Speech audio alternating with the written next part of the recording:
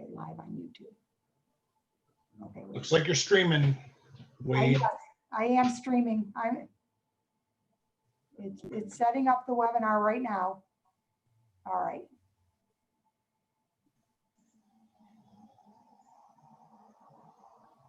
I can just shrink it. Okay. My computer's, okay. Okay. All right, Wade, we're ready to go. Looks like you're streaming. Okay, great. Greetings, everybody. My name is Wade Frick. I am the chair of the Village of Chagrin Falls Board of Zoning Appeals. You are joining us tonight on our August 18, 2020 meeting. We normally would have met this month on August 25th, but there were some conflicts. So we're thankful to everyone for working out schedules to be available tonight. This is our August meeting. Special thanks to Joan Anderson for filling in and helping us with all the technology. This is our, I don't know, third or fourth meeting, and it seems to have worked pretty well. So again, thank you to everyone for joining us. We'll follow the exact normal protocol we do if we were live. So the first item on the agenda is approval of the minutes of our May 26th, June 23rd, and July 28th meetings. I had circulated a few, or not circulate, well, I think I might have included everyone in a few of the typos and word changes that I wanted. I didn't see anything else. Does anyone else have any changes? Is there anything else you'd like to say with respect to those three sets of minutes before we take a motion? Anybody else have anything? We're all good? Okay, I guess we move individually. So the first would be a motion to approve the minutes of May 26th. Is there a motion? So move. That's Lisa. Second. And Jim Holdren, second. Okay, Rob, vote, please. Holdren, Aye. Kramer, Aye. Rocky, Aye. Freshman Johnson, Aye. and Frick. Aye. Okay, next up, the minutes from the June 23rd, 2020 meeting. Is there a motion to approve? Move to approve. That's Lisa Kramer. Thank you. Second, Second by Jim. Jim Holdren. Roll, please. Kramer, Aye. Rocky, Aye.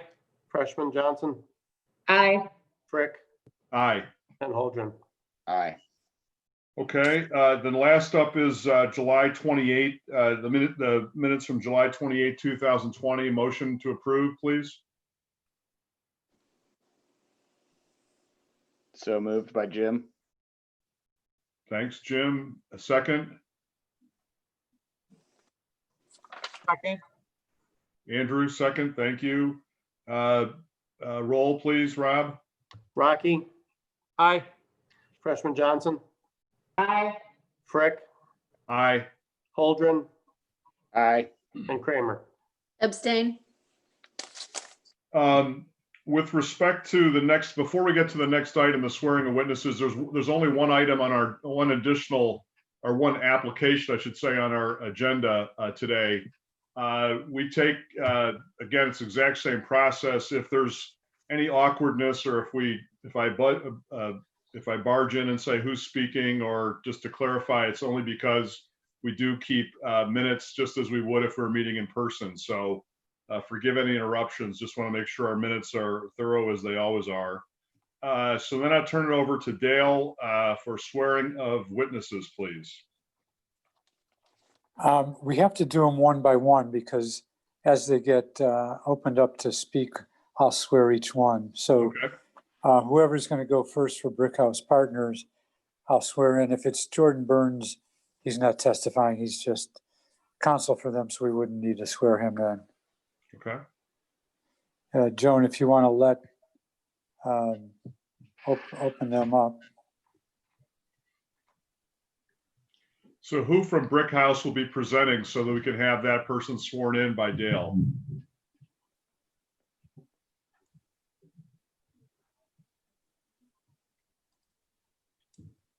Let's see here.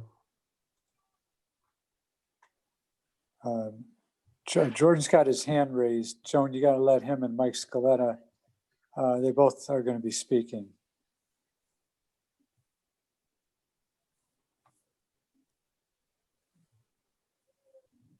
There you go.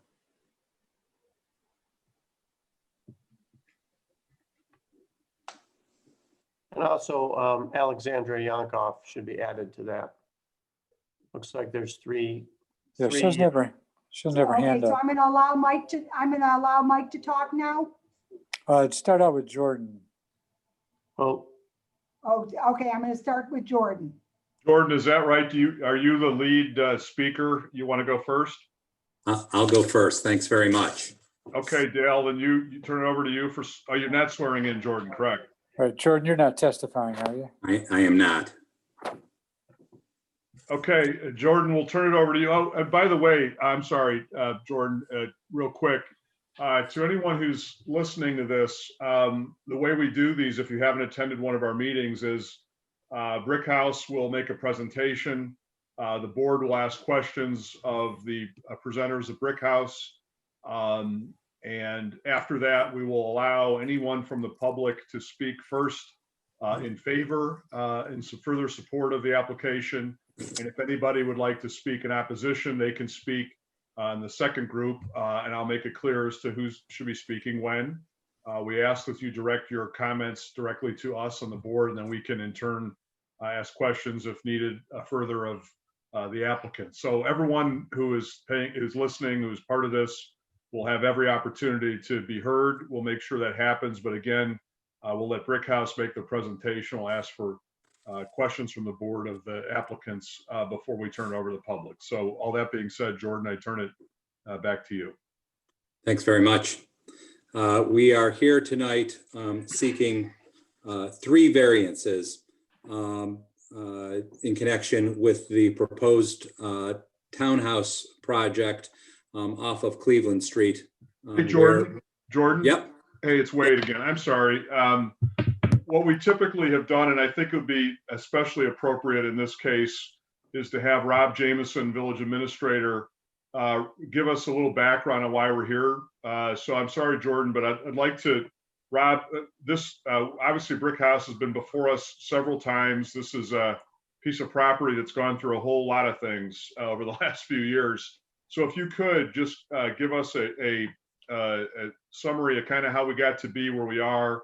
And then Jordan, I'm sorry, I'll pick it right up with you and the 3 variances that you are requesting. So Thanks. Rob, if we could, let's start with you and just give us the procedural background on kind of how we got to be where we are today, and then we'll pick it up with Jordan. Sorry Sure. about that, Jordan. Not a problem. this project is a townhouse project proposed on Cleveland Street on the south side of the river, kind of across from Low Street. The Eau Claire Fire Tank property that was part of the Ivex factory site. This project started, the initial proposal started in late 2017, and it was originally consisted of attached single-family units, several different buildings. The project went through the various review processes through Planning and Zoning Commission, where buffers were modified and setbacks were established for where buildings could be sited at the site. This project came before the Planning and Zoning Commission in February, March, April of 2018. Modifications with conditions were granted on May 21st in 2018. Additional modifications and conditions with conditions granted in July 16th of 2018. And then additional modifications granted last night by Planning and Zoning Commission. And one item that was not, that was continued. This matter came before the Board of Zoning Appeals in August 28th of 2018, where a river buffer variance was granted and an east lot line setback variance was denied. All of the setbacks that and conditions that were established as the project has progressed have been adhered to. Prior to the, let's see, prior to the June Planning and Zoning Commission meeting, revised plans were turned in for preliminary plat submission. In reviewing by the Planning and Zoning Commission, it was noted that several of the units in the plan had been changed from attached single family to complete single family dwelling units. There's a total of six units on the property, a total of 5 buildings. The first building is an attached single family, two houses attached together. And then the remaining 4 units are all single family dwellings. When Planning Commission reviewed that, they determined that that now the project was moving away from a condominium style single parcel type project into a subdivision.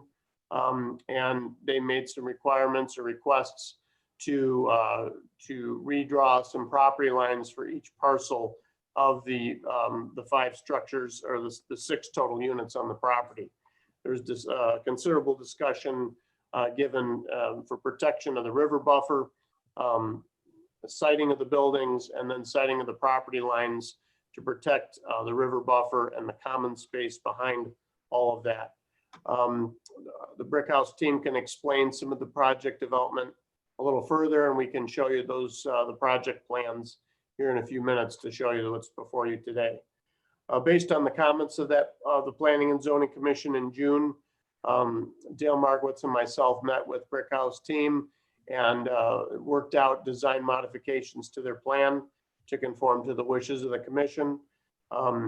With that, a zoning review letter was issued based on their preliminary plat revision. And out of that came the zoning review letter that all of you received, showing a total of, let's see here, that would be 8 items, 5 of which were up to the purview of Planning and Zoning Commission to modify, to consider for modification, and 3 that would go before the Board of Zoning Appeals for a variance request.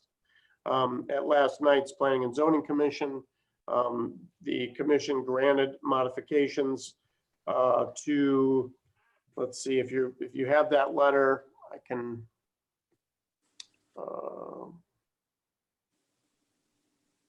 let's get to, okay. On this letter, they did not grant modification to the private road requirements, requesting that further information be submitted. The engineering for the private road versus private drive issue is still under discussion and review by both the administration and the engineer. So they've asked for more feedback on that matter. The next item is item 3 on that list, which is a front yard setback modification that was granted. The next item is item 4. That would be the side yard setback that was granted. All of the modifications, by the way, that were granted by Planning and Zoning Commission were contingent upon their review of the conditions of the development agreement, as well as the declaration of conditions and homeowner association documents that are currently being finalized between our law director and the Brickhouse team. The next item that Planning and Zoning Commission reviewed was the rear yard setback, item 5, and that item was granted a modification. And that, let's see here. And the final item is item 8, which is the lot depth modification, and that was also granted by Planning and Zoning Commission with the same conditions as the other modifications. So tonight, the items that are before you are 3 units. First would be building coverage. Our code, section 1130-04C, in their RMU district requires that main and accessory buildings cover no more than 30% of the lot coverage. With the lot modification, to accommodate the desired common open space and river buffer protection, that results in a much higher lot coverage. Each lot coverage varies, but they all average to around 88% lot coverage for each unit. on each design parcel based on the modified lot lines. The other two variances that are coming before the board tonight are section 1130-06C1, which is the RMU district projection of building features into setbacks. Balconies and other overhangs may project from a main building in any setback a maximum distance of 3 foot. Also, no such feature shall extend within 3 foot of the side lot line or into a setback any distance greater than a setback line that has been established by a variance. The proposed rear projecting balconies extend beyond the rear of each building and over the property line with the following dimensions, and those are listed for each of the 6 units. The following variance is section 1130-06C3, also relating to the projection of building features in the setbacks. This states that structures such as porches and balconies that exceed 48 square feet shall meet the setback requirements of the main building. The rear projecting balconies of each of the units exceed 48 square feet each, and they each extend beyond the setback requirements of the main building. Now, the reason that there is a footage difference listed here for each unit compared to the previous on item 6 is because the building setback is different than the property line. Item 6 was measured based on the property line location, which is the rear wall of the buildings. For item 7, those footages were measured based on the setback distance to the river buffer and where the buildings could be sited. So that's why there's a slight difference between those numbers. Those are the 3 items.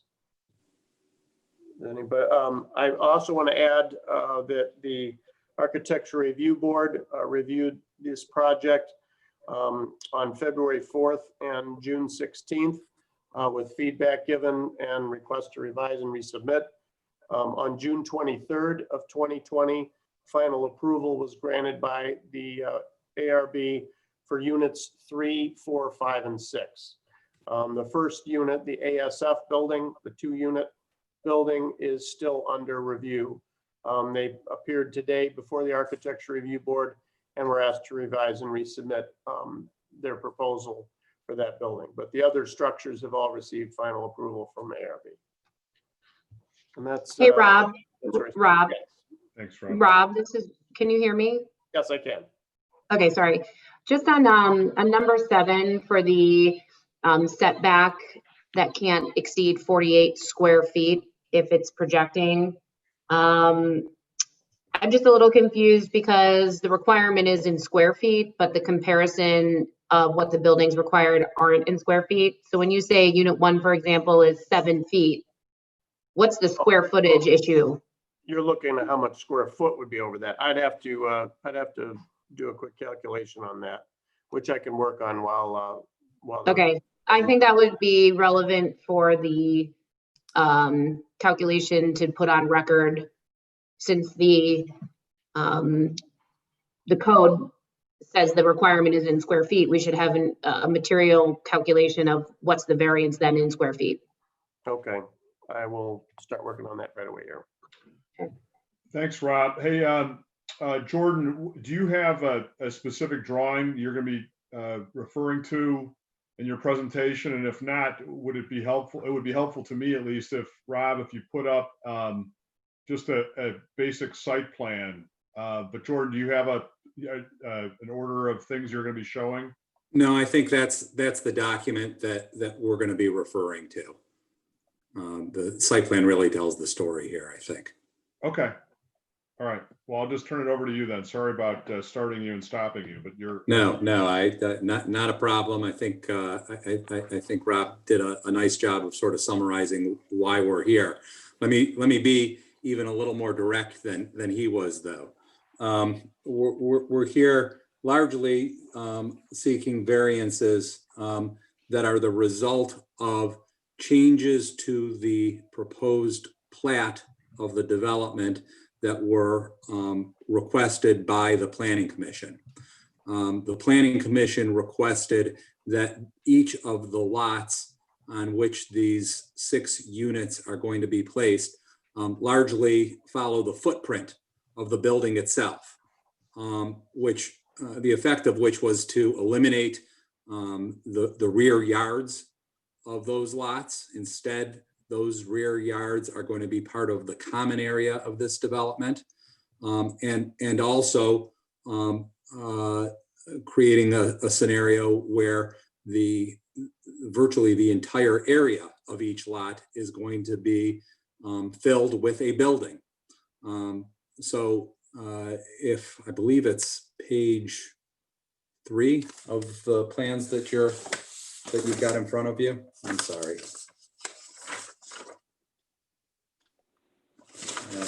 I'm sorry, page 4. Yep. So from that plan, you can see everything relating to the 3 variances that are sought here. You can see the footprints of the buildings that are going to comprise the development. There are 5 buildings, 6 units. One of the 2 of the buildings, or 2 of the units, are attached. Those are at the west end of the development closest to Cleveland Street. You can see that there's just a little bit of side yard area devoted to each of the units, other than the unit closest to Cleveland Street, although that actually has side yard as well, but the rest is between buildings. And again, this was by design at the request of the Planning Commission. And most important for purposes of the second of the 2 variances, you can see that the rear property line largely follows the rear building lines. And so that creates the necessity for the variances relating to the balconies. And that was in lieu of creating lots that extended into the sloped area along the river. The Planning Commission did not want that area to be part of each individual lot. The Planning Commission wanted that area to be common area so that it was controlled entirely by the homeowners association for this development, and it's going to be restricted from use.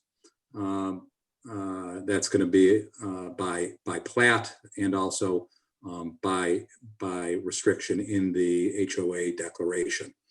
And so we really are in a situation where we're seeking area variances that are intended solely to meet the desires of the Planning Commission. They are designed to avoid any adverse effect on the delivery of government services. There may be some concern or question about getting between the buildings. We've gotten verification from the administration, including, I believe, the safety forces, that there's sufficient room between the buildings for safety vehicles, and there are restrictions that will prevent there from being any obstructions between the buildings that would prevent safety vehicle access. The variances, given that they are a result of the lot configuration, really aren't substantial. Even the area variance, in the sense that we could reconfigure the lots and seek if necessary, a much more slight variance. But again, this is to meet the Planning Commission's requests, and in that sense, this isn't a substantial variance. Certainly not a substantial variance with regard to the balconies either, because those too are a function of the manner in which the lots are configured at the Planning Commission's request. Given the Planning Commission's request here, there really isn't any other means other than a variance to address these issues. And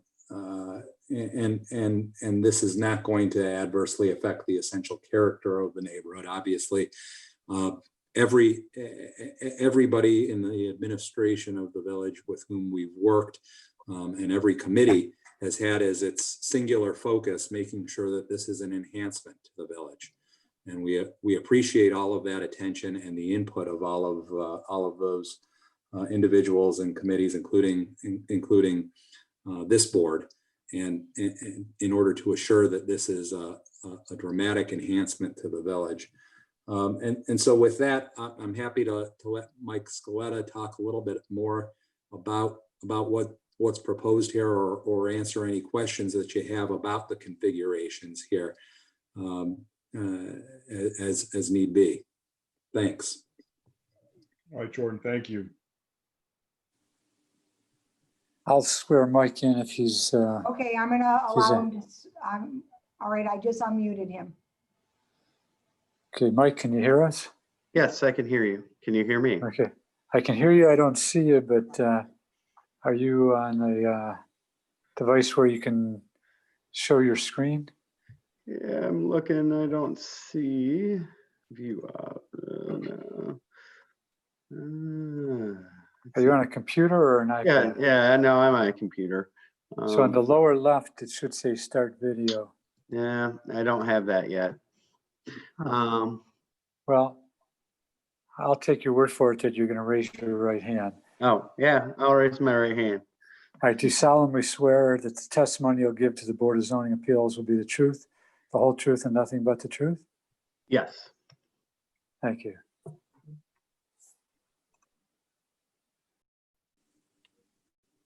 All right. So I think Jordan and Rob did a good job explaining this.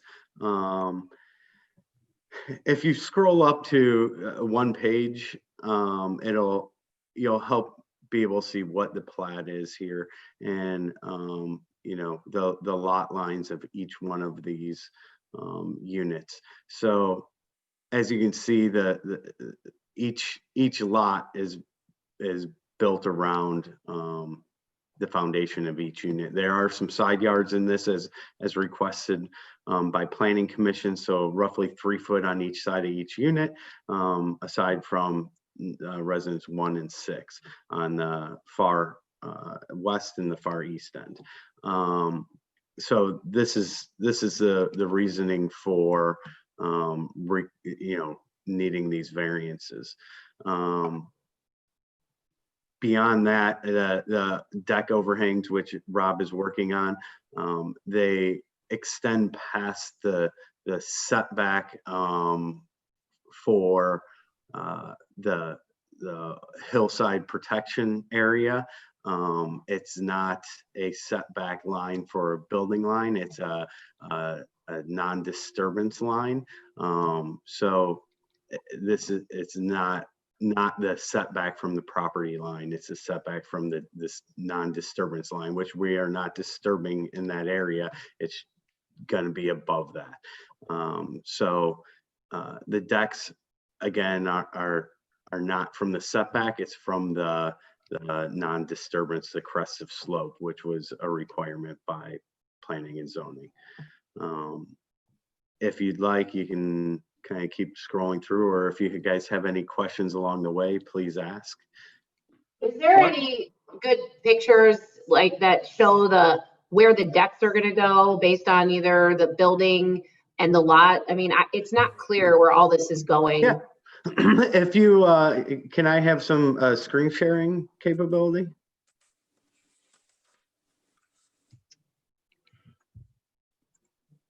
Mike, while we're waiting for that, I have a question as well. Yes. And this is Wade. Yes. And you'll probably get to this at some point in your presentation, but one of the things that, just to be brutally frank, I mean, one of the issues that I think we had with this before is this is the proverbial 10 pounds of sugar in a 5-pound sack project in many ways, that we're putting a lot on a little chunk of property. And you know, one of the things we look at is the variance request substantial. Jordan touched on it, but to go from 30% lot coverage to 88% is quite significant. So if you could, as part of your presentation, why 6 units? Why not 3 or 4? Because again, I'll tell you right out, I personally have some real concerns with an 88% lot coverage. So as you're going through your description, if you could touch on why that has to be, I'd appreciate it. So and Rob can hopefully jump in and help explain this, where he got the 88% lot coverage from. This isn't 88%. So this parcel's roughly we'll just say 0.9 acres.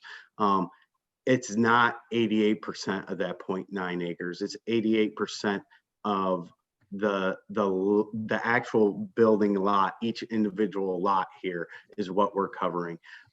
It's not the overall project coverage. As you can see, you know, just from these lot lines, we're not even covering 50% of the overall acreage of the property. So we're not at 88% as is alluded to on that. That's of each individual lot, which was requested by planning and zoning for this lot to be configured this way. If we kept it our original way, where each parcel had their own lot, that number would substantially go down pretty significantly. It would be, you know, my guess would be around 30%. From that's a relative, you know, a guess of what that would be. So here's Wade, here's two things I want to mention. In Michael's right, when you look at the entire site and the lot coverage on the entire site of the buildings, it is much lower than each individual parcel. Now, when we look at an attached single family development like Bell Tower, there's each unit has a separate parcel number, although that's all attached single family. So each lot coverage is actually 100% in a situation like ASF or Bell Tower Court with common space around it. As this project, and in the first two units, these two units 1 and 2 are still an ASF project. The remaining units, when it was decided to make those single family, split them apart and create the separations, that's when the layers of lot coverage, setbacks, things like that, then kicked in and required a re-review or a new review against the zoning code. Originally, the lot lines for these parcels extended all the way down to the river, continuing north. And in doing so, that would make the lot coverage, I never calculated the lot coverage percentage down to the river on that model. But after that was presented, Planning and Zoning Commission said we don't want each individual unit to own the land all the way down to the river. They wanted the area right behind each unit to be all common space all the way to the back wall of each unit, and for the property lines for each parcel to be brought against the rear wall of each unit. So when that design happened to create that common space, that's when the nonconformity for each individual unit came into play with lot coverage, because technically they are separate parcels, they're separate buildings, and the lot coverage would apply here. So let me try to explain this a little bit better now that I'm zoomed in on this. So the actual parcel is for this house is right here. See this outside line running right down in between the middle of these, comes back to the footprint of the house right here, runs back over here. So we're 88% coverage on this area for this home, roughly 88% coverage. It's not the entire site, it's just this piece of land right here.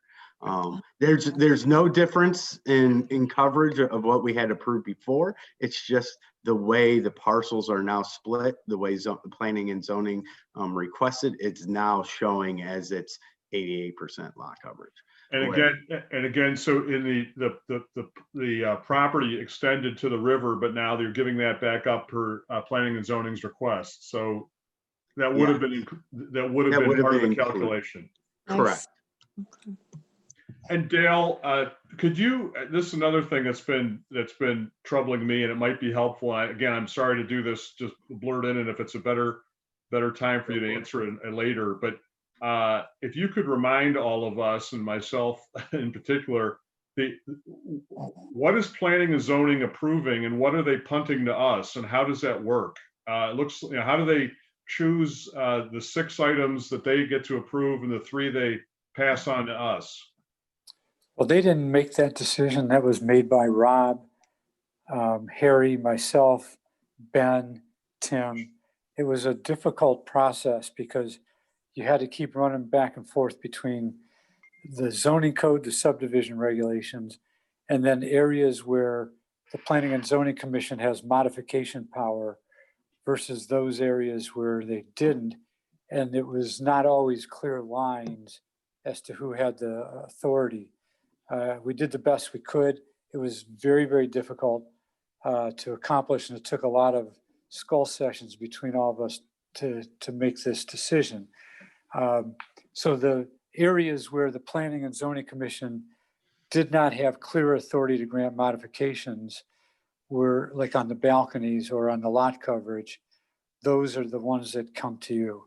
If this was all attached single family, we would only have had to come to you for the balconies because they separated units basically at our request. The Planning Commission liked that better. And we also asked them to essentially make 0 lot lines.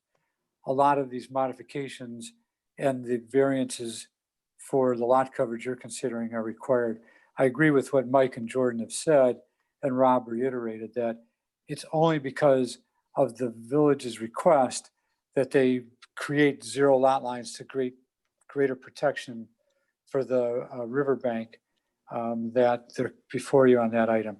The balconies also fall into that category in the same respect because if their lot line were to go down to the river, they would have been able to meet the projections into the rear yard and the setbacks. It's because we, in fact, Planning Commission was insistent at the last meeting that the 0 lot line end at the building and not project into the balcony, which I had recommended they approve, and they didn't want to.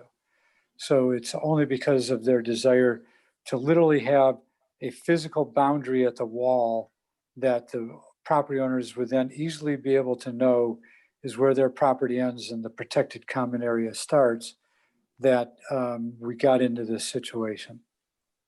Great, that's very helpful. Thank you. So that would be, if I can flip to so number 2 would be the 88% lot coverage.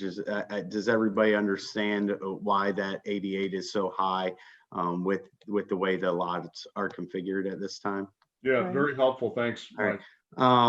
And then let's see. So number 6, where we extend into the property line. Again, the property line is the back of this unit. This is the proposed overhang. So we're extending past that. So that's why we're required to get this variance. If the lot line went all the way out, we wouldn't be required that. The last item is number 7. So this item, Dale and I tend to disagree a little bit on this one, but we'll throw it in here. So this is the building setback line. That's, per code. This is the crest of slope, which the Planning Commission has deemed we can't build past that with our foundations. So this overhangs that crest of slope. It doesn't touch the ground. And I can show you a general picture. So it overhangs, as you can see in these residences, it overhangs that crest of slope. And that's where Dale's requiring this variance. It's not past the building setback line, which would typically be what that line would be, but this is for the crest of slope that we're overhanging. And remind me, how far out from the unit does the porch hang? So those are about some of them are 8 foot. So I believe these 2 are 8. other ones are 9 foot. So it's a usable deck is the way we designed it. So they project out roughly 8 foot from the building.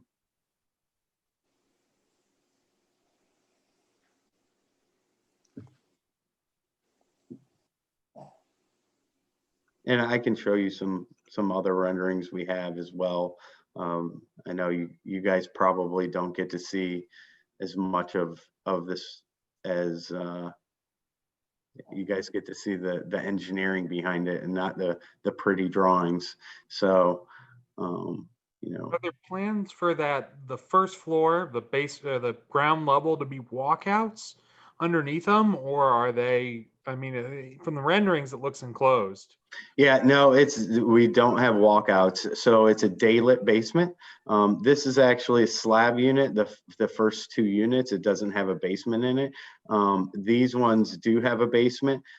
They're daylit with some windows, but they do not have doors out the back. And this is part of the reason is because of the non-disturbance area.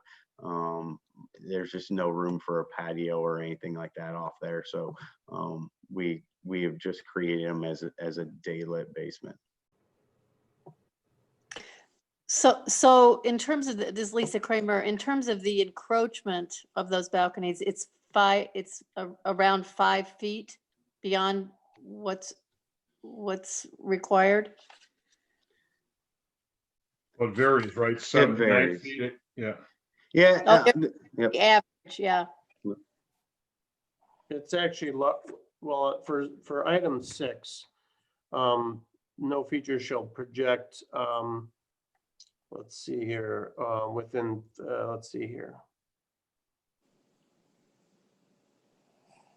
To within 3 feet of the setback line. Yeah, so the setback line, the property line, is against the wall of each building. So that's where we came up with the 8 foot to 9 foot range listed for each of the 6 units. So that would be the amount from the back wall or the property line, both of each unit extending back. In other words, some of the units, the back wall is over the line, which is why you get to 9 feet, because The back, the property line of each unit is the wall, right? Yeah, is the wall. Now you can see between units, say unit 2 and unit 3, the deck on unit 2 is extending completely over the rear property line. Whereas in unit 3, the building jogs out after the deck. So less of the deck extends over the property line of the building. I guess I'm just confused. If the decks are 8 feet wide, how do you get a 9 foot? They're all Do you see what not I'm the same, they're all not the same depth. I see. So some are bigger than 8 feet. Yes. 8 and 9 foot. Like I 8 said, and I think these 2 units are project out 8 foot. These 3 project out 9, and this one projects out 8. Okay. So in terms of what planning and zoning has done, we're looking at these variance requests, but units 1 and 2 are not, there are other issues with units 1 and 2 beyond the zoning variance requests that we're being asked to look at? Not that I'm aware of. Now, those are within the authority of the Planning and Zoning Commission, and they gave the approvals that you're being asked to consider on the lot coverage. On don't all, have- in all the units?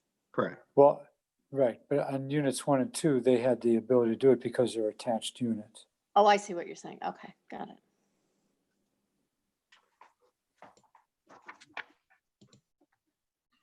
Yeah, So- I gotta, No, go ahead. yeah, sorry, Mike, I have a question. This is Jim Holdren. You said earlier, I think you said it was 0.9 acres for the total property. And this is going back to, I guess, trying to help your cause. What is the square footage of like the common area that we can use to help out, you know, your 30% lot coverage or over 30% lot coverage? or I guess a better question is, do you know what the footprint of all the buildings are? I don't know that off the top of my head. I'm sorry. Yeah, we don't have any idea what the total coverage of the road and the buildings on the lot would be, like, as a whole picture. So here's the whole picture. If you read this is actually a legacy item from our previous submission. So these are our lot coverages. So it ends up being 28.9% overall for the whole site. That's the building coverage ratio to the entire site. Correct. It does not include the driveways No, it doesn't or include or the private road, as I've been calling it.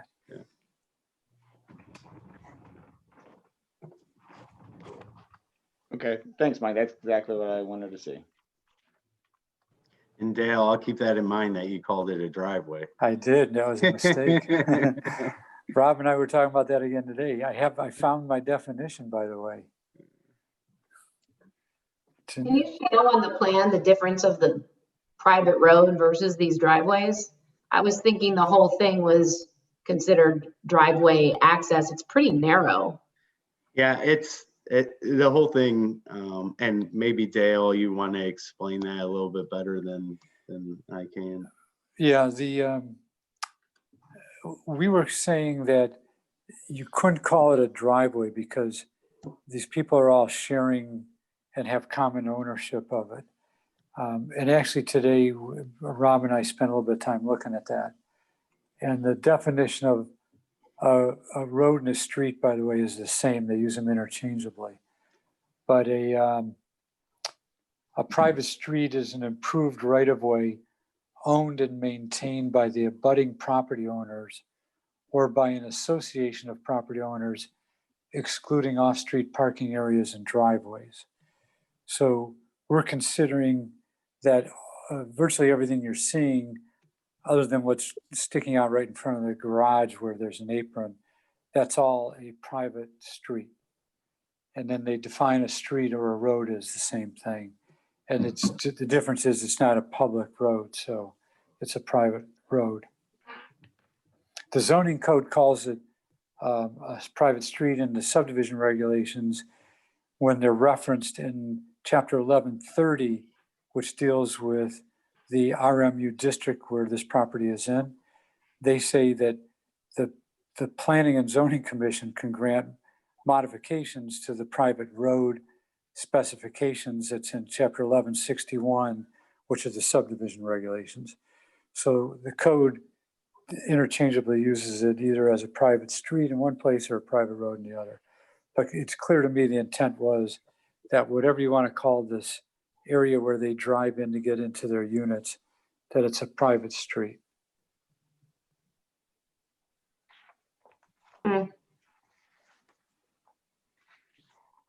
But when you're looking at 28.9% of total site coverage, that's just the building footprints, correct? And that is what the code requirement Right. refers to as building coverage. Okay.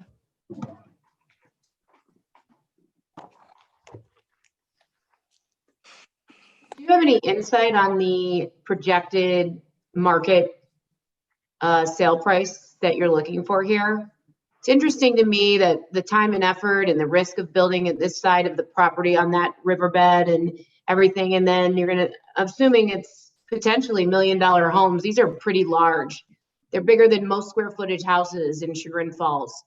And, you know, they're gonna overlook that piece of junk on the other side of the river. I mean, as a developer, I would think there'd be interest in investing in the whole thing rather than the smallest possible parcel that you could have pulled off this property. Seems odd to me. I think if you want to swear in Alex, I think she can speak more to that, Alexandra Yonkov.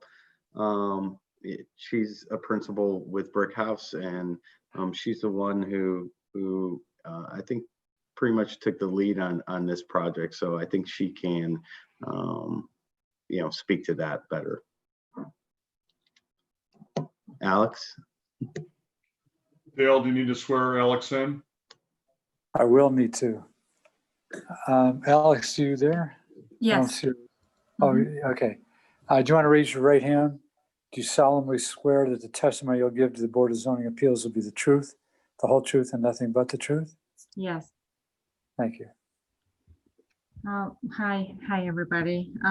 So that would be great if we could do something out there. We have been thinking about that, but I don't think there are any plans or anything that the village has prepared so that we can do something. With all of the difficulties that we looked at with this property and the timing, I don't know how it might look like on the other side. I mean, we are definitely interested because it's great, but it just depends on what the village is envisioning for that, and if it could work out, if it's going to be a viable project. But that's definitely something. It's a great area that has been staying there for a long time. Believe it or not, we have people who are actually enjoying it. From our clients, they think it's urban and like it. But they're all asking us what is going to happen there, hoping one day the village will do something with that area and help developers develop it. But it's really should be a team here to do that. One comment about that, the village doesn't own that property. Exactly. Yeah. Village doesn't own that property. It's for sale. Yeah, you're right. But if the village doesn't allow us to, I mean, it depends what the village will allow this to happen, and based on the price that's on the market and what could be done there, the project could be viable or not. Yeah, it is a team, like Alex said, it's a blight, in your community that would be great to redevelop and make something beautiful there. But it's a team effort with the village and the developer to be able to make that happen. With going through this process, it would take years and years to develop that property at this rate with the current environment. We would love to do something with that property. It just, now is not the time to take that task on. But at the risk of stating the obvious, you've decided that there's enough demand for these units that will look into rubble for the unforeseen future. Is that right?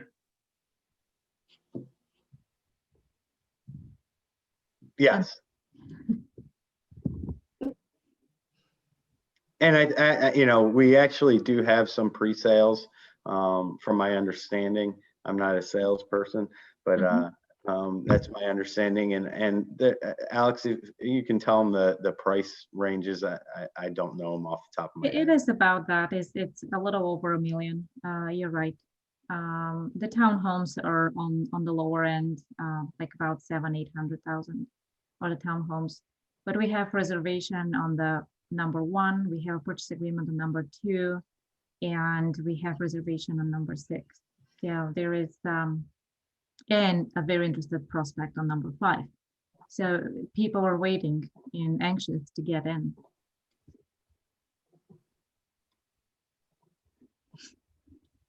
Hey, Rob, I got a question. As far as, because I can't remember from 2 years ago, you said in your opening that we denied a variance. It would be for unit 6 because that was built on the hillside. Is this within? It was a setback boundary that this project does meet. Mike, if you can scroll over and show that. You can see the setback distance from the eastern property line to the wall of the building is 35 feet. That is the code requirement. They had originally proposed with their variance request to reduce that, I believe, to 20 feet. They asked for a 15-foot variance, and that was denied by the board. Okay. Oh, I see it right there. So it does say 35 feet. Okay. Yeah. All right. And the original project had an extra unit, is that correct? The very first project? One of the renditions did have a 7th unit in it, so the number of units was reduced. Also, all of these are height compliant, including the attached single family units 1 and 2. That was one of the conditions is the setbacks that were set by P&Z originally.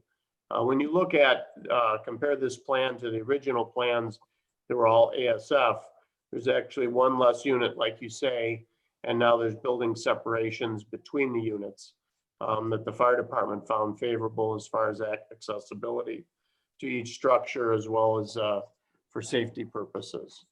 So that's kind of how that morphed along here over the last 2 years.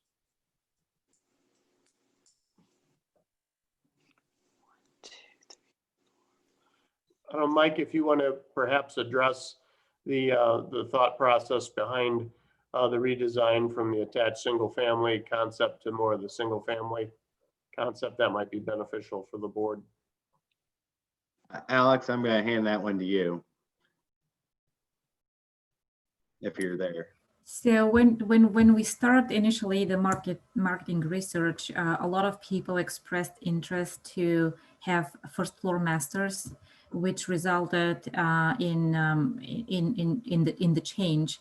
And also they were asking about the demising walls, if they're going to hear their neighbors. We have never had any complaints on any of our communities about that, because we do enough insulation and everything. But this is because the price point is so on the higher end. People were asking about these things, and this is what it was purely market and research of clients and potential prospects, potential clients. That's how we decided to do that without changing the overall coverage.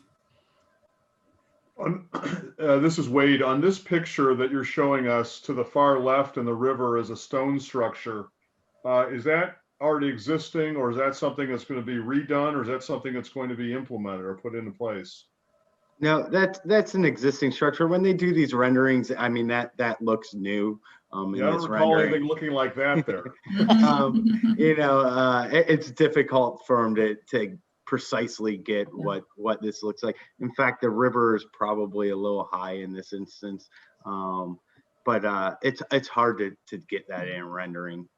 But that is an existing structure that's there from. That will not be modified or touched in any way. No.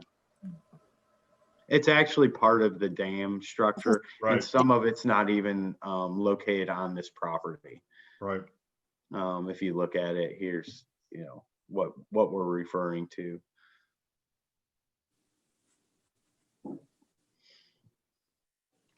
Can you go back to that other picture again? No, sorry, the one with both of the two red lines. Oh yeah. It's helpful for me just to see the decks, just to look at them again. Yeah. I see. And that second red line is because you can't go past the buildable place that the P&Z has set. So that becomes the setback. The 5-foot setback from the crest of slope. Got it. Did you say 5-foot setback from crest of slope? Yes. Correct. Yep. So the solid red line is the crest of slope, and the dotted line is the 5-foot. Can you drag it up so we can see? I can see the last unit in. Is that 6? Yep. Yeah. Okay. Thank you. Where's the deck on that one? Sorry, keep going. Can you go up to that one? There. That's kind of tilted so you could fit it differently there. Yeah, just to help with the driveway being able to pull in and out and whatnot. And the setback. Different view. Yeah, the setback, it follows that setback line along this way. What are the rules for that driveway? Like, are there rules about you can't park a car there? You kind of showed that in the rendering, but I would think it would cause a fire, government services hazard. And I'm sure you talked about this with P&Z, but I was just curious. Yeah, so let me find a little cleaner version. Let's see here if we've got something that's a little cleaner. No. If you look at this, you can see parking spaces right here. These are designated parking spaces. In that rendering, you know, again, that's an architectural rendering. They just throw cars and people on there to show things.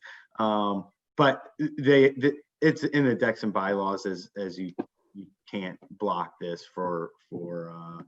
But there's enough room there for that one parking spot on the outside wall there, or Yeah. you know, by the Yes. retaining wall. Yes. Has the fire department and police chief looked at this plan? Yes, they have. And you can turn around a fire truck all the way at the end? They can't turn it around, but they can back out. There's a fire hydrant, will be a new fire hydrant up over here for this purpose.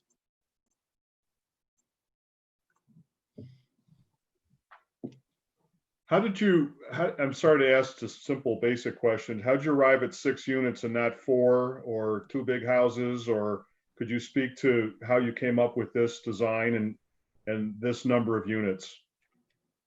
I mean, it's all design in viability of the project. The more you have, the more clients you have. If they can be small or less, but then the houses will become much bigger. And I think we started with a lot more. I don't remember how many, but they were like 10 or 11 that were with significantly less of a footprint. I think the footprint of each one of them was around 900 to 1,000 square feet, or even much less. I don't remember, but they were much more. So we were scaling it down and down and down. And then we kind of found that to be the happy medium of the size that our clients were looking, and it could fit 6 of those. I mean, 4 of those, and the other traditional townhome structure. The 4 like larger that have a larger footprint are 2 stories, and with first floor masters, which is a product that's in demand. People are looking for that. And the other 2, number one and number 2, there is a thought about that if we should do a single family or not. But then we had clients who were single or just 2 people, and they didn't need such a big home and wanted to be in Chagrin Falls, but didn't want the hassle of maintaining yard. And they wanted that type of development. So that's why these are actually the 2 ones that are sold. They were the first one that people were interested in. No, I appreciate that. What always is a challenge to us is when whoever presented a couple years ago came, they told us that they had to have 11 units or it wouldn't be viable. And now we're down to 6 units. And I guess if it goes below 6, it's not viable. So it obviously it could be viable less than 11, and now we're down to 6. So I just want to understand that thinking. Well, if they're 11 and the price point of those it's between 600,000 and 700,000, and you scale down to half of them, you basically combine 2 smaller ones into one. So that way you decrease the density. I don't know if I explained it that way, but this is kind of it, and it's always back and forth, looking at the pricing, looking at the market demand, and finding out where it's the good spot to be. I think also another way, we're always looking for practical difficulty, but for this particular variance, essentially, if the variance didn't get passed, you couldn't build the patios, the balconies. So, that's really what we're talking about here tonight. You're right, and I wanted to address that architecturally as well, because our traditional townhome that we have a lot of experience with and have built plenty in the Cleveland area, have rooftop decks, and this is where people have their outdoor space. They might have a little smaller balconies off of their living area or their bedrooms, but they all have rooftop decks. Here, initially we wanted to do that, but we weren't allowed, so that we can follow the traditional architecture of Chagrin Falls and respect that. And we understand we kind of were discussing this before because we wanted to explore that. It would be very nice to have a rooftop deck out there. And that triggered the balconies off of the living area where people can have a table. And this is how they were sized. So they can have a table and seating area and enjoy the noise of the river mainly. and Well, and the views. In this picture in units 3, 4, and 5, is that not outdoor living covered by a roof on the top? There is a sky loft what is it? It's on the second level above the living area. The living space is a little, it's higher. It's about 15 feet. And then on top of that is the sky loft area. And you're right, there is a covered terrace there as a sky lounge, sky loft. The decks were something where people can eat off of their kitchen. Again, there's no, Like patio. with this property, you know, and this designation with, you know, the non-disturbance area, there's no area for outdoor space, you know, common area, outdoor space where people can utilize that. And I'm sure you guys all utilize your backyards and front yards and the such. And this is, you know, that sky lounge area up in here that has a deck. It's relatively small. So these two areas are your only outdoor living space. We're used to giving somebody a 20 by 40 area of outdoor living space. If we eliminate one of these decks, you know, you're giving them a 9 by 20. You know, it's a pretty you know, small area in comparison to what people want and need. First of all, there's nothing small about these units, so let's start there. But the, you know, the townhome units, I see the balcony or the patio part balcony is the only outdoor space. But in the larger standalone units, you do have that covered porch, and to eliminate the variances there and going with no patio, you know, you are offering them, and people aren't going to buy these because they wanted a big yard. So, I mean, I get what I understand what you're saying. I understand the product and the market, but really today the board is looking at the impact of the variance, is saying whether or not they can have these balconies. The planning and zoning has already, you know, allowed it to be this style of property. You know, they're in for the density and the products type. It's not like we're going to buy this parcel for whatever dollar they bought it for and put a single family home on it. So planning and zoning's already allowed this to go. It's whether or not they can be able to move forward with balconies or not. That's really all we're here for tonight. Again, this is solely based off of the fact that planning and zoning want these individual parcels as the footprint of the home, essentially. It's not, there's no other reason than that. If we you know, split this off the way we normally would with full lots, this variance would not be required. Yep. So this is at the request of planning and zoning. What? Again, I think if we eliminate these patios, I think your architectural review board would be pretty unhappy. We'd be redoing all this, and it's a substantial amount of work and effort put in by everybody, from the architectural review board to us and our architect, and coming up with a design that everybody thinks is a good design at this point in time. What direction do the back of those buildings face? North, south, east, west? North. North? Correct. Or pretty much. Pretty much north? Mhm. Again, They this face is a chimney stack. Go ahead, sorry. no. Again, this is an artist rendering, so there is a lot more foliage here than is shown. And again, this is protected area, so a lot of this you're not even going to be able to see from the you know, the road, Cleveland Street coming down or anything like that. The What entire would you, What would be the angle from which this rendering is reflected? Like, where would you be standing looking at it? The Cleveland Street Bridge roughly. So you would see that, obviously. Just so everybody knows, to add on to Michael's comment, all of the trees and foliage that are currently existing have to remain undisturbed as part of the development agreement that we're working out in the homeowner documents. So everything past the hillside totally is in a protected zone, and that'll also be protected during construction.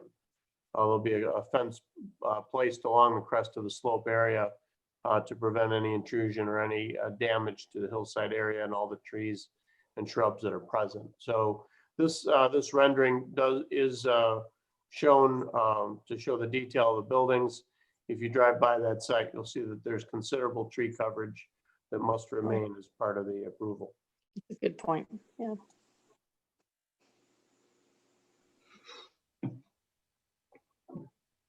Has the property transferred over to Brick House? Yes, yeah. Last year, I think September. Okay. Not that it matters. I was just curious. Okay, other questions from the board? Thank you very much for all of your presentations and answers. Any other questions of the Brick House presenters from the board?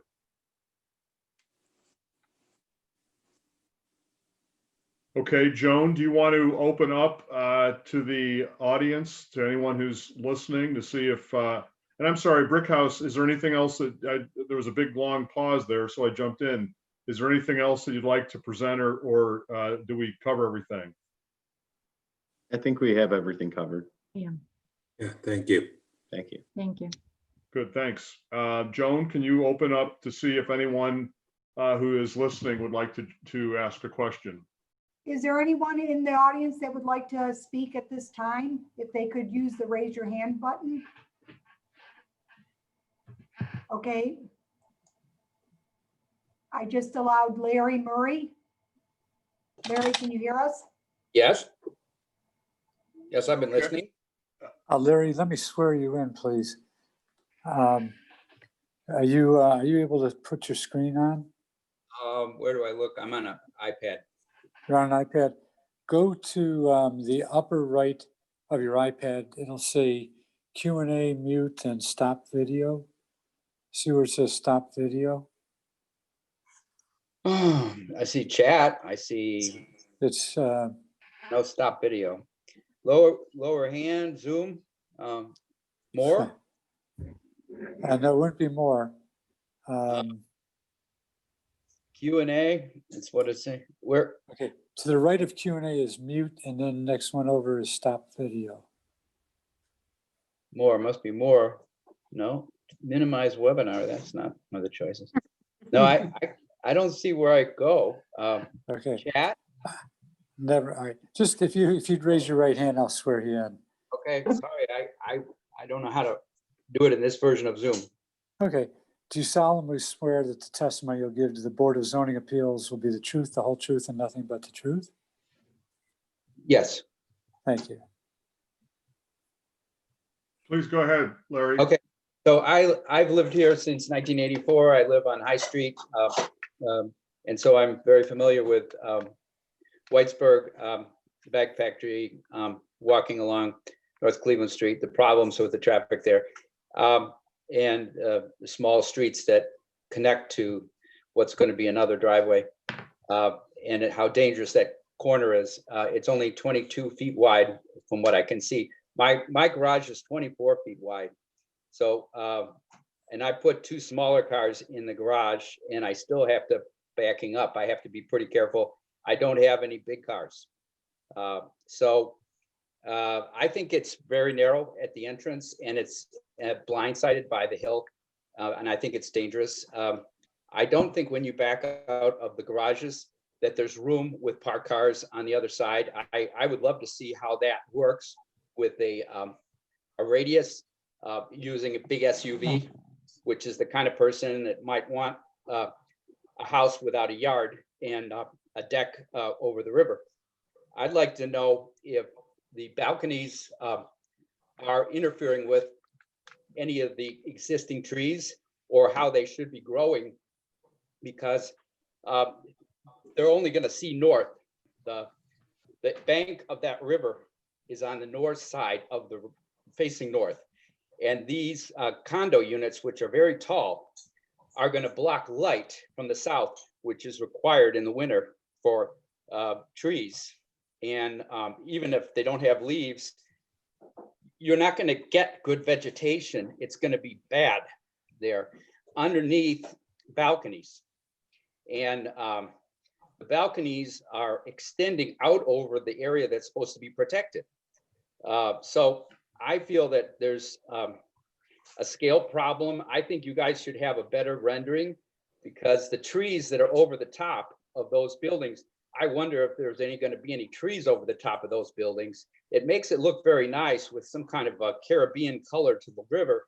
But what's going to actually happen is the trees and everything are going to die there because there's so much building right behind it. So anyway, that's my thinking, and that's what I honestly feel. Well, thank you very much, Mr. Murray. So there were a number of comments that you made in there that I'd like to give the Brickhouse team an opportunity to talk about. First is the that I took down in no particular order, I guess. Has anybody looked? Has the police chief or looked at the entrance and exiting onto Cleveland Street? It is a very narrow area, and you do come down a hill right there. Has there been an opinion and a study done of the traffic and how people would be pulling in and out of this private driveway onto Cleveland? There's not been a study done per se for traffic flow. The police chief and the fire chief have both reviewed this. There was a requirement made or a request from the police department that signage be placed on the northbound lane prior to the development as you crest the hill, notifying motorists that there is a driveway or hidden drive ahead, to be aware of that.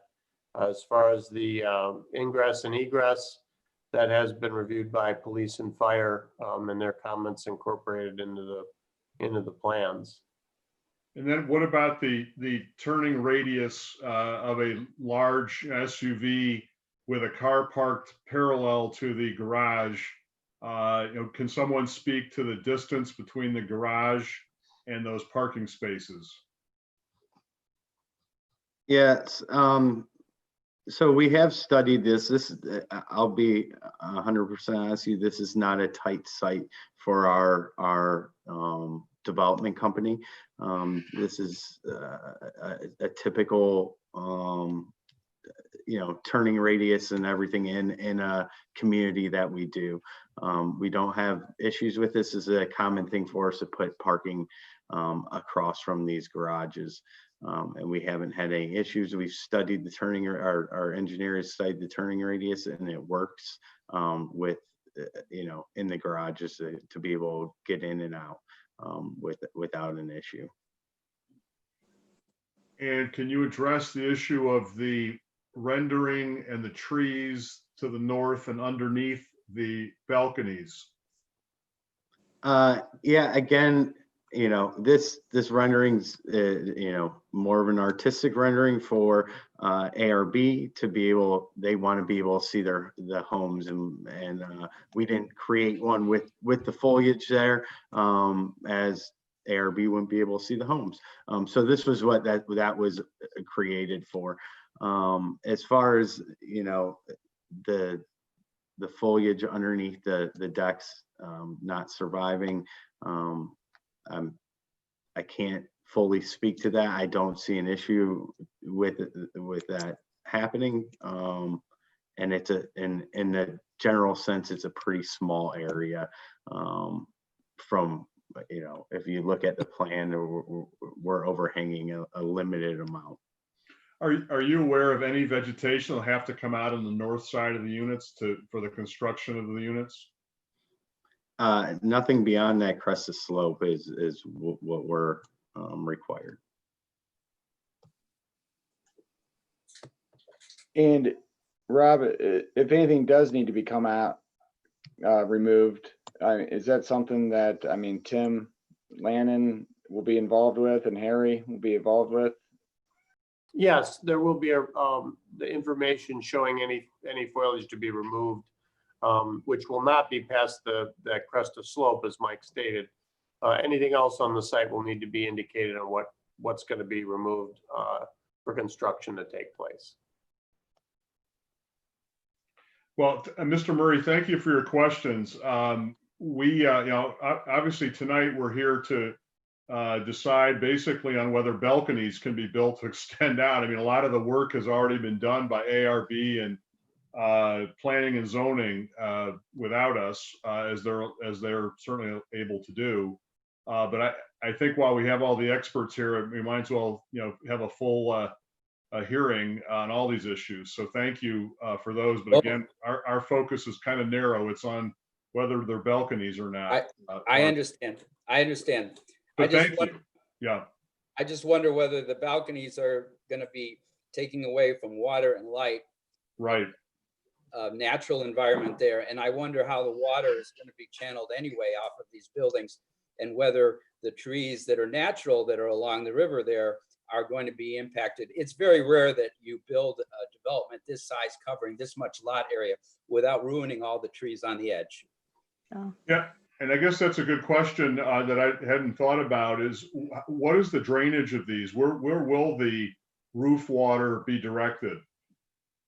So you can take a look at, all the water off the roadway will come down and come out, down the roadway into catch basin and out the storm line. We have a storm line that runs across the back here that will also connect in, and so that'll handle all the roof drains and footer tiles and such. So that's where all that will be tied into and then taken out. And this I'm sorry.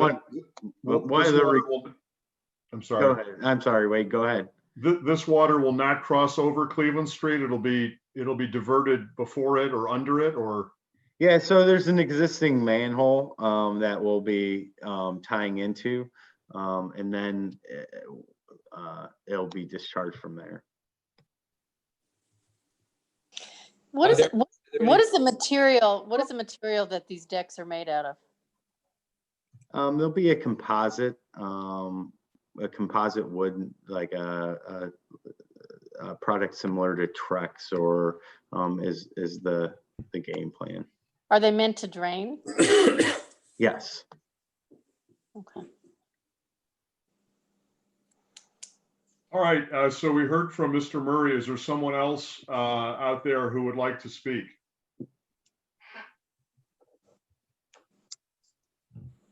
And Joan, I'm counting on you to see any waving hands there.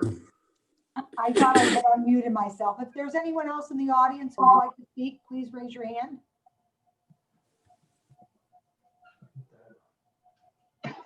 There is no one else that has raised their hand. Okay, we'll give a few more seconds. Make sure no one else is trying to wave.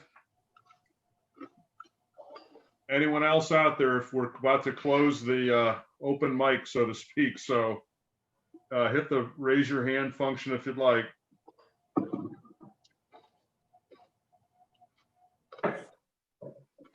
Okay, Joan, we're no one else there? No one else has raising their hand, so. Okay, all right, thank you. Any final questions from the board? Brick House presenters, thank you. Do you have any final comments? No, I'd just like to thank you for your time and consideration. I think this will be a good, successful addition to your community.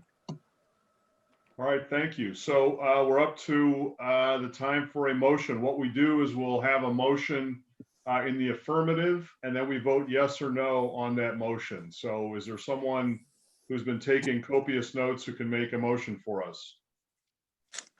I can do it. Is that Lisa? It's Rachel. Rachel, okay. Really quickly, do we want to do the motions all together for the 3 variances, or do you want to do them separate? I guess there's no harm in doing them separately. Okay, Dale, do you have a recommendation? I think you can do it either way. I think you're better off perhaps doing both of the balconies as one motion. And Right, then- okay. I'll do and then those together and then I'll do the other. That sounds good. Right, yeah.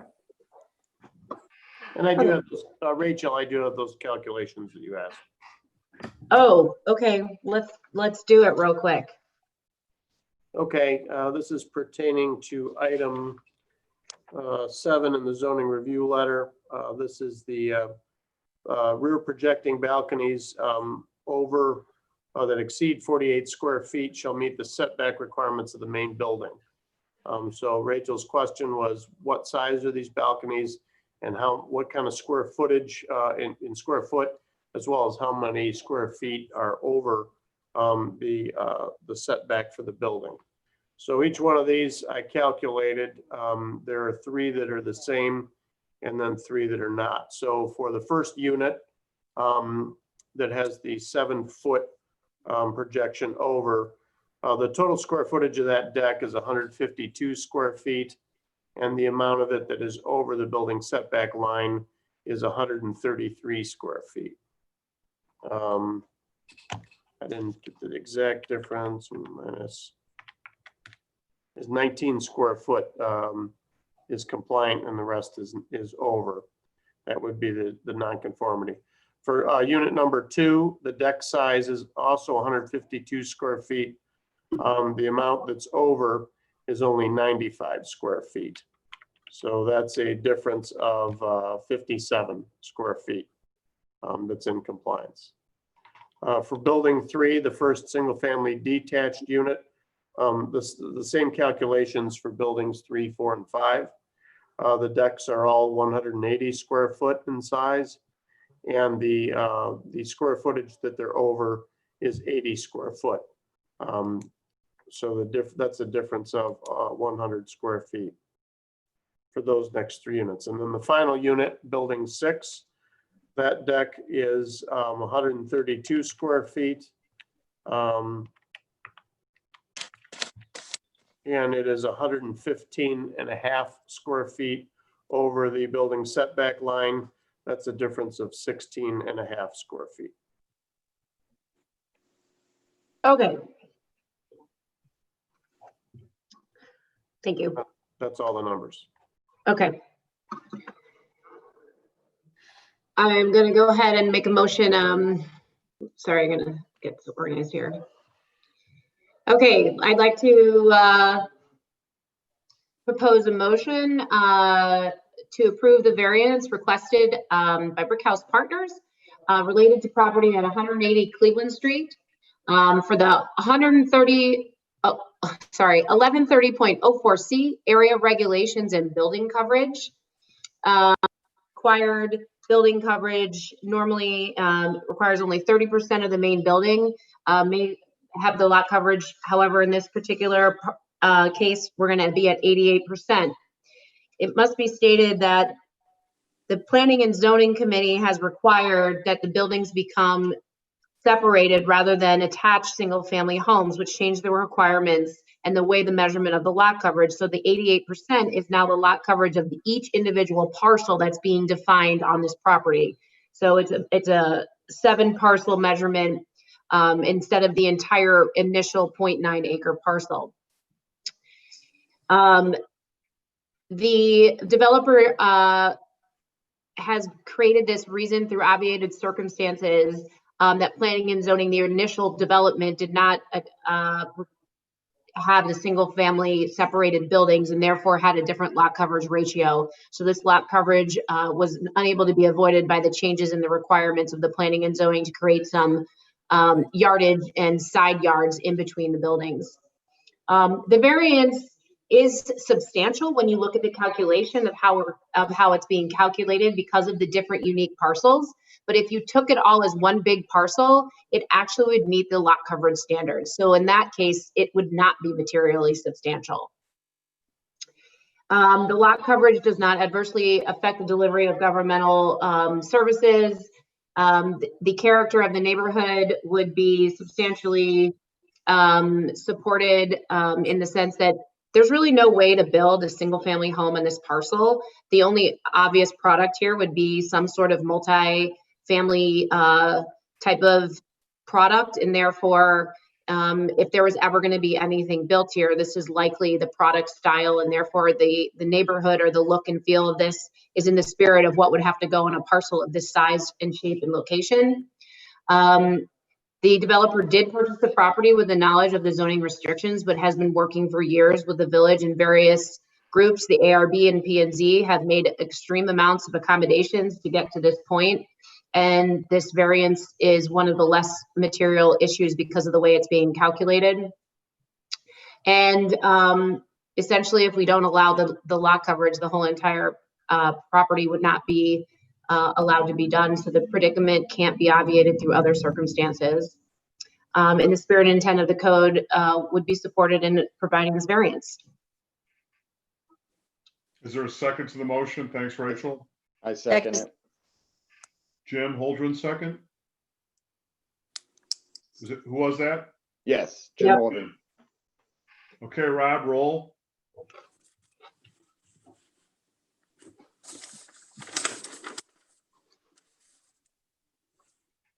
Sorry, Frick?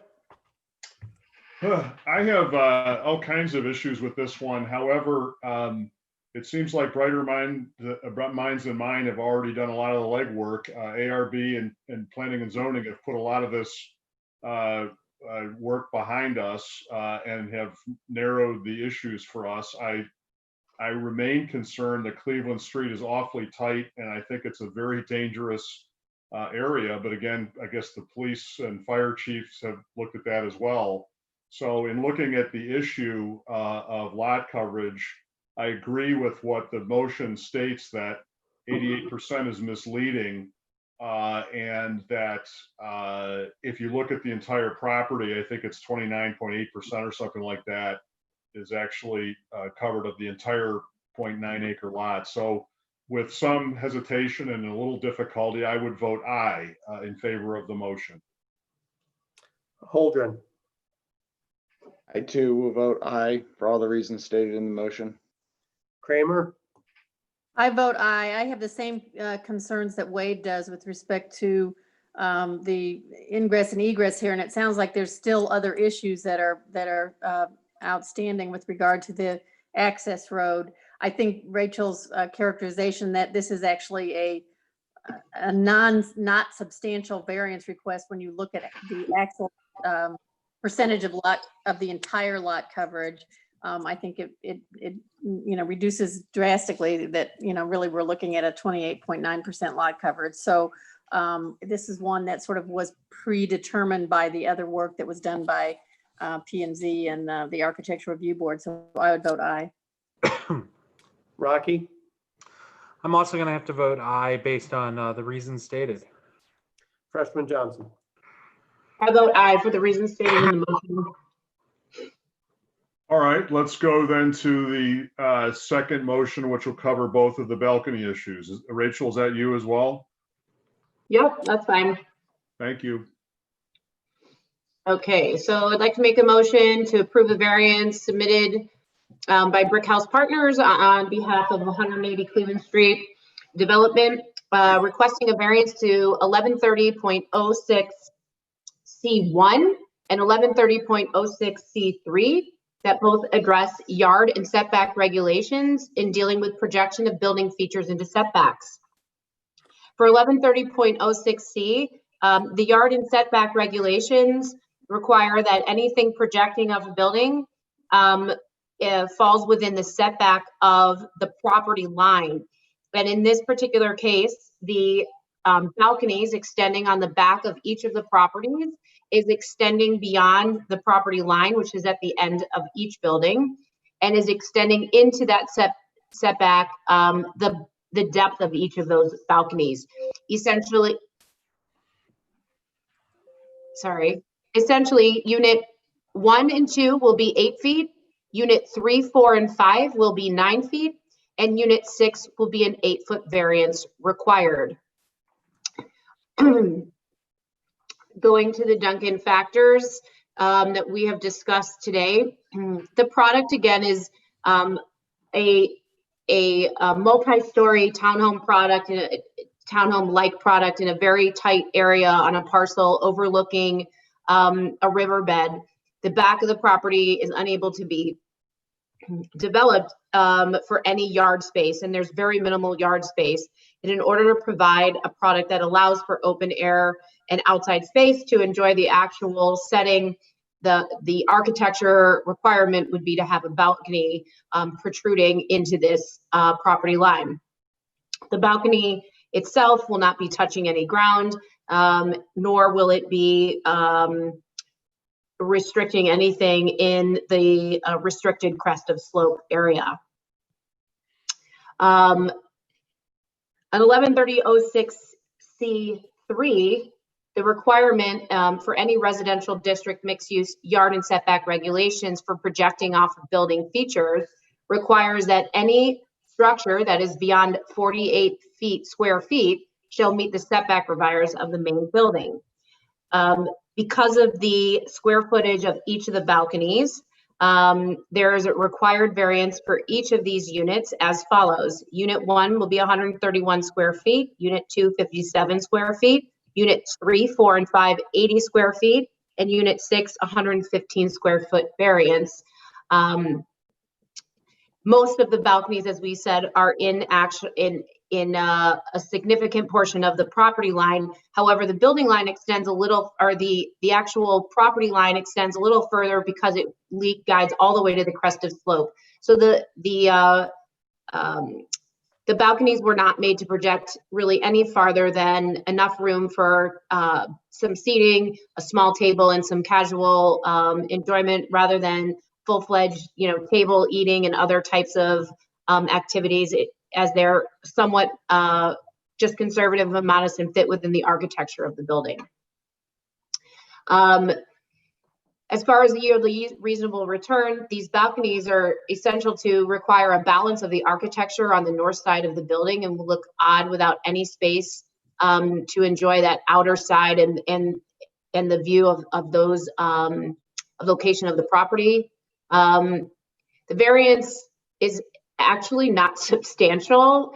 It sounds the feet, it sounds large, but the way that these buildings are aligned, none of this is projecting into a place where any other buildings or any sight line or any other objects will be. And so they're floating in the air over a space that will never be developed on or touched or even walked on because of the riverbed and the crest of slope.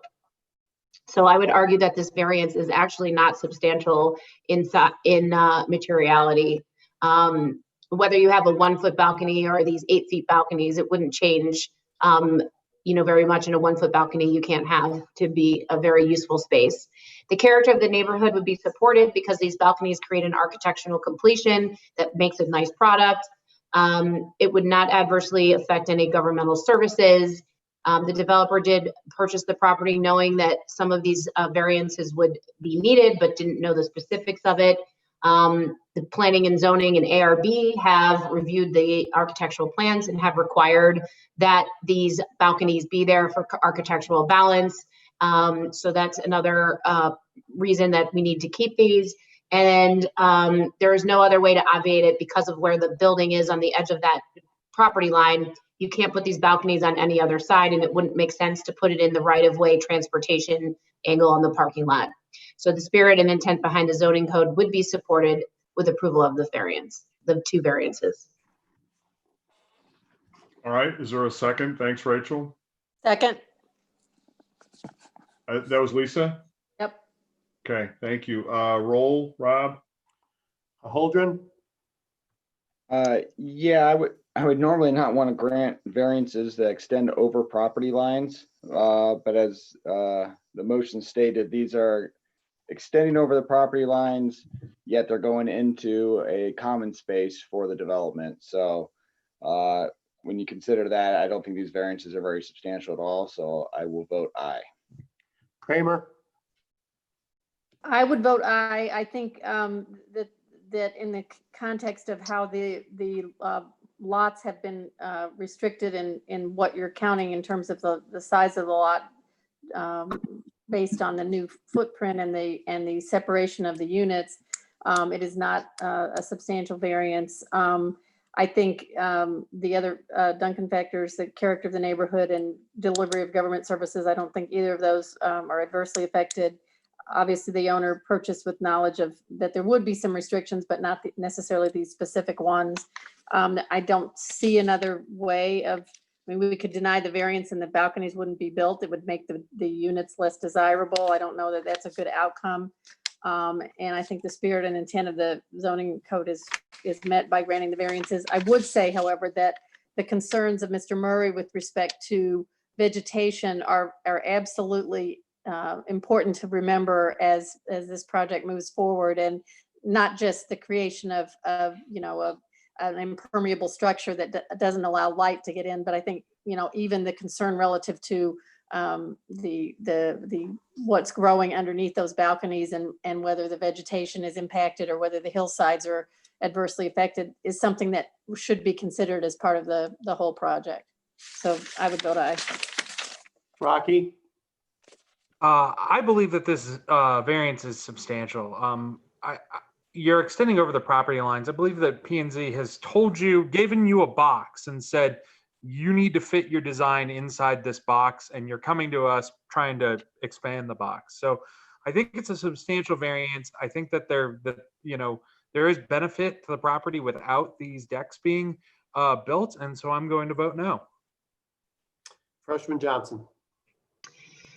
The variances that came before us today, there's been so many variances and exceptions created by various boards and committees within the city. The city is obviously supporting this development. It is a unique development. We had a development similar to this built a few years back that had tons of controversy and, a lot of pros and cons to it. And change is difficult. And this product type is not familiar and comfortable in a town that is really comprised of single family homes. But we've had pockets of this type of product built throughout, and many of them have since been successful, regardless of some of the mishaps.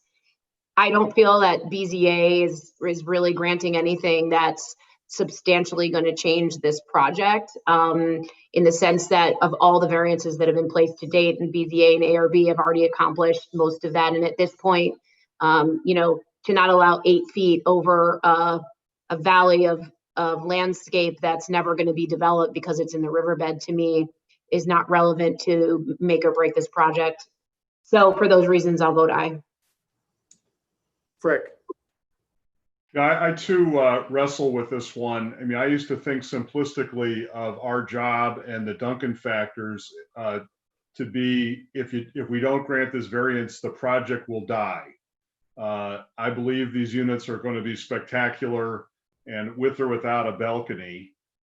In the past, I have voted to deny cupolas on the top of houses that just were kind of nifty looking, but didn't really seem to be essential.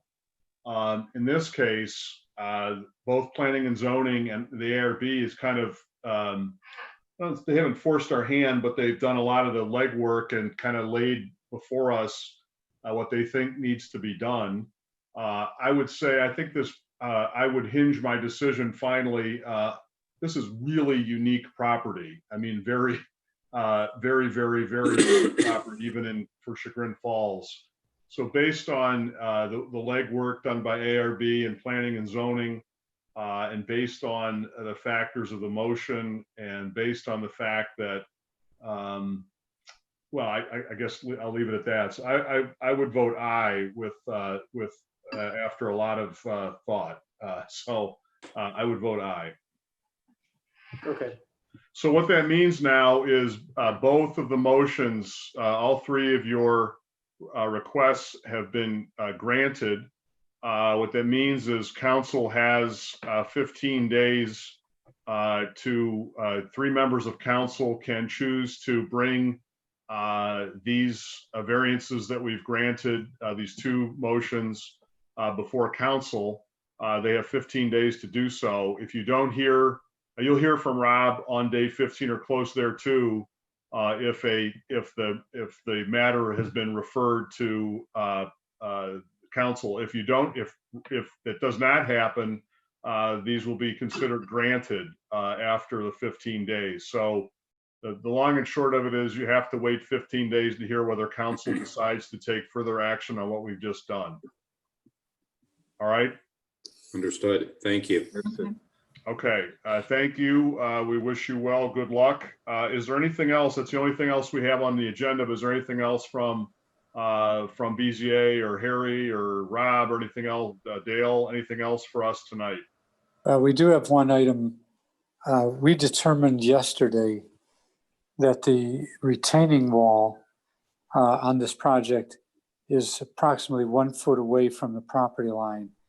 And under our zoning code amendments that occurred last year, that retaining wall has to be a minimum of 3 feet, and depending on height, it could be further away. And the calculation I got today from Tim Lannon was that this wall needs to be 6 feet from the property line, and they are going to need to get a variance from those requirements. So they've got to come back before you. We're trying to get this done relatively quickly. Rob perhaps could speak to the timing, but we were going to see if you might be able to move up your meeting. Let's see, your meeting is scheduled now for the 29th. And we were thinking maybe the 15th of September, if that would work for all of you. What's the date again? September 15th rather than the 29th. That's a Tuesday. Yeah. Works for me. Yeah, currently I'm available then. That's fine with me. Yeah, that works for me too. Would this be the reschedule of the entire September meeting or just a special meeting? I have a couple zoning review letters that'll be going out in the next week. I don't know how quickly the turnaround of their variance applications will come. Sometimes they don't at all. Sometimes it's right away. I'd prefer to have one meeting in September, but if we have, I mean, is there a reason we want to get this wall in before the fall or the winter or what? And the retaining wall is on the south side of the property? Right. Correct.